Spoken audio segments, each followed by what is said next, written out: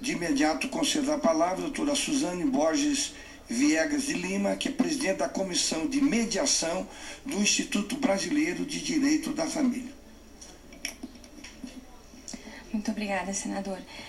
Em primeiro lugar, quero cumprimentar os presentes, agradecer o convite, esse espaço para o IBDFAM falar numa audiência tão importante, um tema tão relevante para a sociedade, que é sobre a família brasileira, base da nossa sociedade. Então, agradeço e já vou iniciar minha fala concordando com a doutora Maria Roseli. Se todos nós tivéssemos bom senso, nós não estaríamos aqui discutindo uma lei sobre a guarda compartilhada. Não teríamos tantos processos em tramitação discutindo com quem que a criança vai ficar. Então, eu quero expor aqui um pouquinho da história da guarda compartilhada para que nós possamos entender o contexto dela hoje. Como que a guarda compartilhada era há 10, 15 anos atrás? Bom, ela praticamente não existia. Predominava a guarda unilateral que era concedida à mãe. Por quê? Porque culturalmente a mãe que era encarregada dos cuidados domésticos e do cuidado com os filhos. Então, há mais de 10 anos, a guarda compartilhada ela começou a ser recepcionada pela doutrina, pela jurisprudência, e assim ela foi tomando espaço no Brasil. É um modelo importado de outros países que têm adotado essa guarda compartilhada com altos índices de sucesso, como Estados Unidos, Canadá, França, Inglaterra, onde ela surgiu. Bem, então, para entender como ela é agora, vamos ao artigo 1584 do Código Civil. A guarda unilateral ou compartilhada poderá ser, inciso 1º, requerida por consenso pelo pai e pela mãe, ou por qualquer um deles. 2. Decretada pelo juiz em atenção às necessidades específicas do filho ou em razão da distribuição de tempo necessário ao convívio deste com o pai e com a mãe. Parágrafo 2º. Quando não houver acordo entre a mãe e o pai quanto à guarda do filho, será aplicada sempre que possível a guarda compartilhada. Bom, nós temos aí alguns termos-chave em cima dos quais o IBDFAM se debruça para poder compreender essa proposta de aperfeiçoamento da guarda compartilhada. Bom, a posição que nós temos ao longo desses anos de prática de guarda compartilhada é que ela é tida como uma modalidade preferencial, porém não obrigatória, muito embora exista a possibilidade de que o juiz decida isso até mesmo contra a vontade das partes. Isso é uma possibilidade hoje. Mas ela é preferencial de quem, minha gente? Ela é preferencial dos pais, dos juízes, dos filhos. É preferencial dos pais, se for depender dos pais. Nós não teremos a guarda compartilhada como um projeto, não só como um projeto, mas como uma realidade de um projeto de coparentalidade. Nós teremos aquelas brigas de sempre. Não, olha, eu não gosto mais do meu ex-cônjuge, por isso eu não quero que meu filho conviva com ele. Essas são as razões, simplificando aqui para vocês, que são expostas cotidianamente no judiciário. Então, o critério vigente ele é bastante subjetivo, esse sempre que possível, e de acordo com esse critério, as chances de implementação da guarda compartilhada são menores, sem dúvida nenhuma. De fato, houve nesses últimos anos uma mudança na cultura, porém tímida, Eu tenho aqui, posso trazer para vocês, compartilhar com vocês a minha experiência prática. Eu sou professora de prática jurídica, eu trabalho no Núcleo de Prática Jurídica da Universidade de Brasília, em Ceilândia. Nós temos lá uma comunidade carente. Então, o que eu vejo ali pelo Fórum de Ceilândia? Bom, juízes que já chegam falando, abrem audiência dizendo, aqui não tem guarda compartilhada, não dá certo, as pessoas não sabem o que é. Então, por que não explicar? Eu acho que é função do magistrado dar essa explicação ao jurisdicionado. Em segundo lugar, eu ouço também, não, guarda compartilhada é para rico, não é para pobre.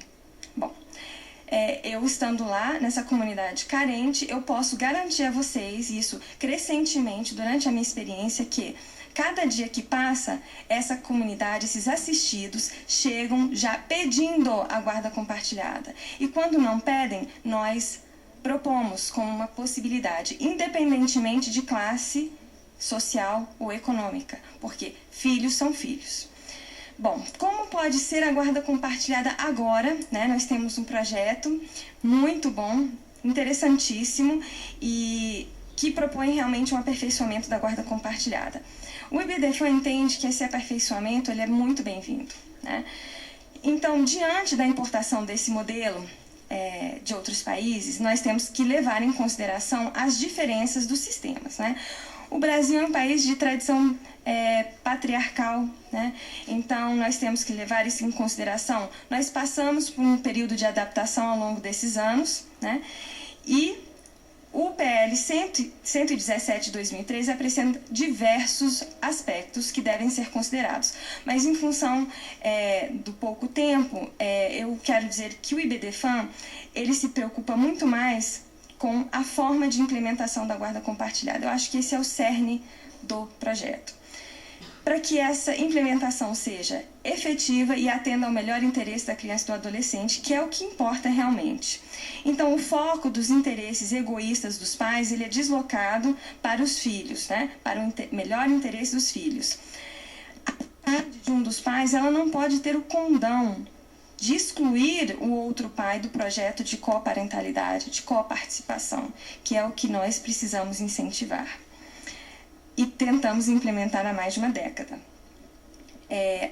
A grande contribuição do projeto que nós estamos discutindo hoje é fixar o critério da capacidade, né, e da aptidão dos pais para a fixação da guarda compartilhada. Então, eu vou ler aqui para vocês, apenas para facilitar o entendimento. O parágrafo 2º do projeto, no seu artigo 1584, diz: quando não houver acordo entre a mãe e o pai quanto à guarda do filho, encontrando-se ambos os genitores aptos a exercer o poder familiar, será aplicada a guarda compartilhada, salvo se um dos genitores declarar ao magistrado que não deseja a guarda do menor. Bem, então nós temos aí um critério claro, né? Desde que seja capaz e tenha interesse. Salvadas aquelas exceções que estão previstas em lei e que serão levadas em consideração, porque nós também não podemos estabelecer uma regra absoluta, né? Sim, ela poderá ser regra, mas desde que os juízes, os promotores, os advogados possam analisar cada caso como ele é, com as suas características e as suas particularidades, porque nenhuma família é idêntica à outra, isso eu posso garantir. No próprio nome do nosso instituto diz Instituto de Direito das Famílias, Instituto Brasileiro de Direito das Famílias. Então, há uma pluralidade de modelos de famílias e dentro dessa pluralidade, várias variações. Portanto, nesse sentido, eu quero fazer referência aqui, peço licença para ler um trecho do recurso especial número 1428596 do Rio Grande do Sul, no qual recentemente a relatora Nancy Andrighi se manifestou favoravelmente à fixação da guarda compartilhada, ainda que ausente o consenso entre os pais.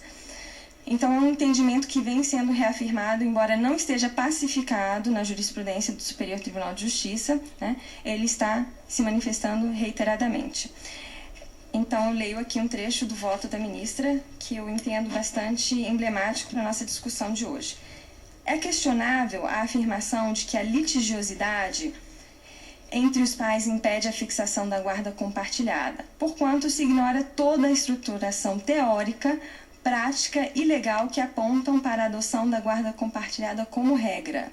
A conclusão de inviabilidade da guarda compartilhada por ausência de consenso faz prevalecer o exercício de uma potestade inexistente.